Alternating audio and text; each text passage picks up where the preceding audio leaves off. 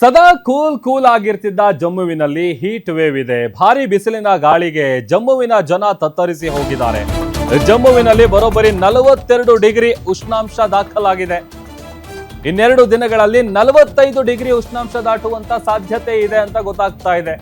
ಮುನ್ನೆಚ್ಚರಿಕೆ ಕ್ರಮವಾಗಿ ಜಮ್ಮು ನಗರದಾದ್ಯಂತ ನೀರು ಸಿಂಪಡಣೆ ಕಾರ್ಯ ಆಗ್ತಾ ಇದೆ. ಜಮ್ಮು ಕಾರ್ಪೊರೇಷನ್ ವತಿಯಿಂದ ಟ್ಯಾಂಕರ್ಗಳಲ್ಲಿ ನೀರನ್ನು ಹರಿಸುವಂತ ಕೆಲಸ ಆಗ್ತಾ ಇದೆ. ಪ್ರತಿ ರಸ್ತೆ ಹಾಗೂ ಅಕ್ಕಪಕ್ಕದಲ್ಲಿನ ನೀರನ್ನ ಬಳಸಿಕೊಂಡು ಸ್ಪ್ರಿಂಕ್ಲಿಂಗ್ ಮಾಡೋದು. ಅಂದ್ರೆ ಬೆಳಿಗ್ಗೆ 11 ಗಂಟೆಯಿಂದ ಸಂಜೆ 4 ಗಂಟೆವರೆಗೆ ಓಡಾಟಕ್ಕೆ ಬ್ರೇಕ್ ಅನ್ನ ಕೂಡ ಹಾಕಲಾಗಿದೆ. ಅಷ್ಟರ ಮಟ್ಟಿಗೆ ಹೀಟ್ ವೇವ್ ಇದೆ ಅಲ್ಲಿ. ಅನಿವಾರ್ಯ ಕೆಲಸಗಳಿಗೆ ಮಾತ್ರ ಓಡಾಡಿ ಎನ್ನುವಂತ ಸಲಹೆ ಸೂಚನೆಯನ್ನು ಕೂಡ ನೀಡಲಾಗಿದೆ.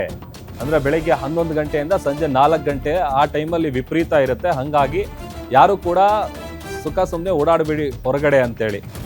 ಅನಿವಾರ್ಯ ಇದ್ರೆ ಬಹಳ ಎಮರ್ಜೆನ್ಸಿ ಏನಾದರೂ ಕೆಲಸಗಳಿದ್ರೆ ಅಂಥದಕ್ಕೆ ಮಾತ್ರ ಓಡಾಡಿ ಅನ್ನುವಂಥ ಸಲಹೆಯನ್ನು ಕೂಡ ನೀಡಲಾಗಿದೆ.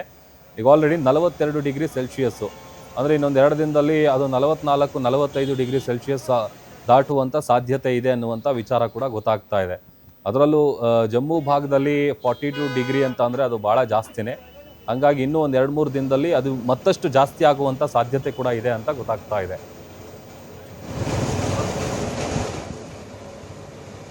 पिछले कुछ दिनों से बहुत ही भीषण हीट वेव से जम्मू शहर झुलस रहा है और इसी के मद्देनज़र जम्मू नगर निगम ने अपने वाटर स्प्रिंकलर्स को पूरे शहर में तैनात किया है।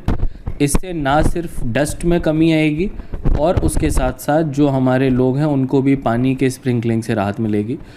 मेडिकल डिपार्टमेंट ने ऑलरेडी हीट वेव के मद्देनज़र बेसिक प्रिकॉशंस दिए हैं, कैसे हाइड्रेशन का मुख्य तौर पे ध्यान देना है, जिसमें अपने ORS और बाकी चीज़ों का भी रोल रहता है। लिक्विड पानी का इंटेक रेगुलर तौर पे लेना बहुत आवश्यक है और आने वाले दिनों में हम लोग इसी चीज़ में एक छोटी सी कड़ी और ऐड करने जा रहे हैं, नेट ज़ीरो, यानी कि सूरज